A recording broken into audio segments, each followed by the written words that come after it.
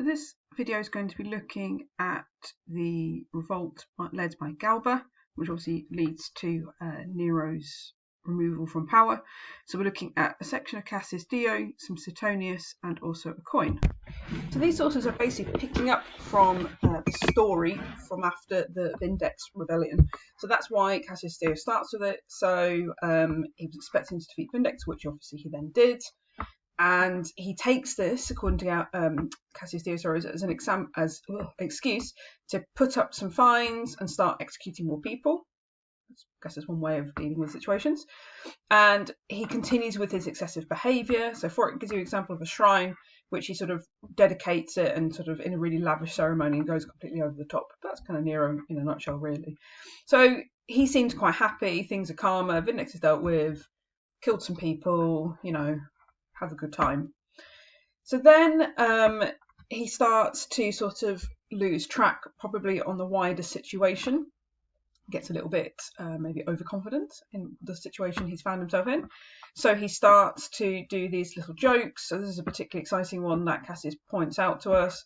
So he sort of he summons the leading senators and questions. So you could show this that he has power over the Senate and the equestrians, if we're talking about sort of the level of power that the emperors had. So you could use it in that respect. But also he then tells them that he's just found like a really big water organ, and isn't it really hilarious? And that's kind of that's the joke.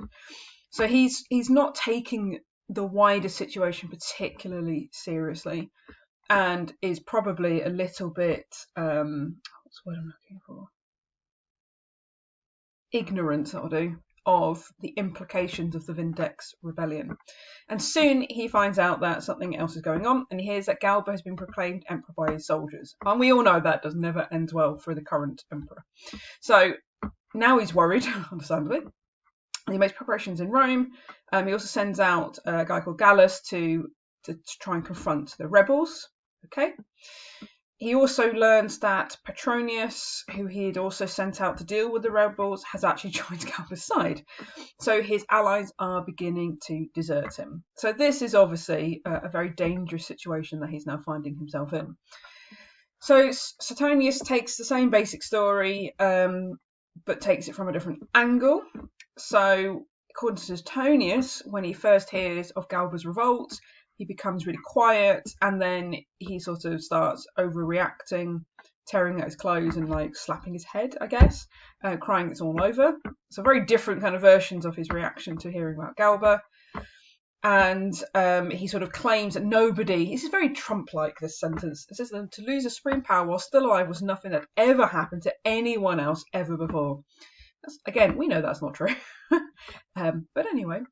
And he also says that he doesn't really do anything to kind of change people's opinions. So he continues to be really lazy. He continues to spend too much. And anytime anything good comes in, he starts having these really lavish banquets, and he's still going to the theatre, and he's sort of taking the mick out of the situation. Although he seems quite scared, he's also not doing anything to help his situation, according to Suetonius anyway. So he carries on with this kind of idea. So at the first news of revolts, Nero is said to have found several appalling, though characteristic schemes for dealing with the situation. So he starts to kind of plan of how he could get around the whole Galba thing. And he gives you quite an interesting list of things he was going to do, according to Suetonius. So he intended to pose all military commanders and provincial governors. So this also, I should point out, gives you an idea of the power of emperors, which you can use in that kind of type of question as well. He was also going to execute them on a charge that were involved in this giant conspiracy. He was going to kill all the exiles. He was going to kill all the Gauls that were living in Rome. That's a bit over the top. He also considered giving the army permission to just pillage Gaul, just to take all its money. He thought about poisoning the entire Senate, setting the fire to the city. But first letting wild beasts loose on the streets to stop the citizens from being able to run away. Now, according to Suetonius, he abandons these, unsurprisingly, not because he couldn't go through with it. He was happy to do all these things, but he realised they were really impractical, and actually it's going to be quite tricky to do this, especially as there was an army coming at him. So instead, he dismisses the consuls and takes over the consulship himself.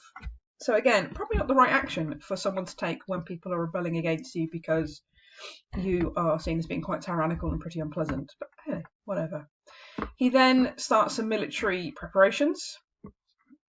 Sorry, my head just started spinning. He trying to find wagons, but mainly just to carry his stage equipment and to sort of ensure he has his concubines or prostitutes that could come with him. So again, they're military preparations, but they're not really military preparations. It's like this could be seen as evidence that Nero's kind of lost his grip on reality here. He asks the people to get ready for fighting, but no one comes forward. So instead, he forces a lot of slaves to do it instead. Okay. Again, we have this idea that he's kind of like money grabbing, so all classes have to contribute as part of their incomes.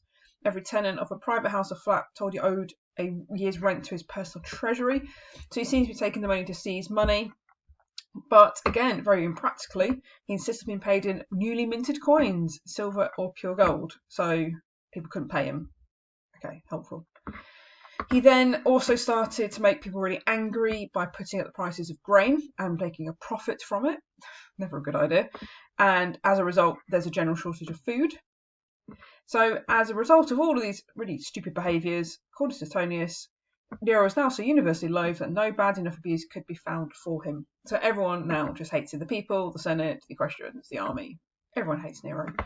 And it kind of gives you a few examples of some insults. So people taking the mick out of the fact he's an artist, about this kind of, where is it? Tying some hair to one of his statues and saying, this is a real contest for once you're going to lose. Ouch. Sacks put over the heads of other statues. You deserve the sack. Hilarious pun. We have insults being scrawled everywhere. There's all sorts of kind of like visual things going on in Rome that shows that the people now no longer support him. And obviously once you've lost the support of like the Senate, the army and the people, let's be honest, your time is up.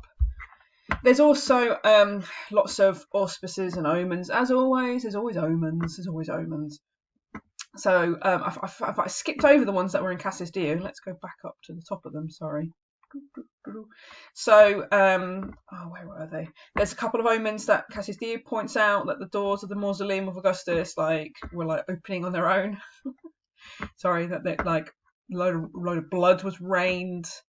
That some coast of Egypt was submerged. So there's always omens in these situations, and again, there are omens.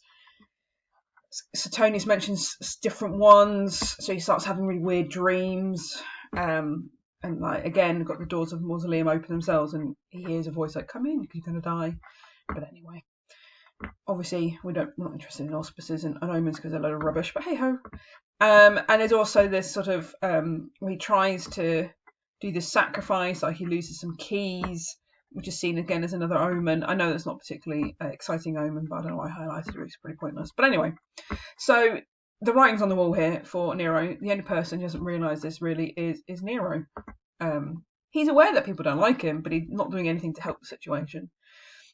And then we have the coin that Galba himself had minted. Not like himself, it wasn't in his own hands. But he has minted on his behalf. And it harks back to the really famous coin that was minted, after the death of Julius Caesar. So you should recognise the basics of this particular coin. So we have the head of liberty on one side, and then we have the slave cap in the middle and the two daggers. So this is exactly what was on the coin after Caesar's assassination that was produced by Brutus, etc.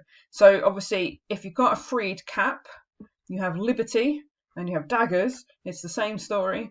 So Galba is suggesting that he is bringing liberty to the people and he's going to free them from the slavery of Nero. So he's basically accusing Nero of being a tyrant. Now, obviously, we've looked at all the sources up until this point to do with Nero, and you know exactly the kind of behaviour that Nero was doing that will show himself to be a tyrant.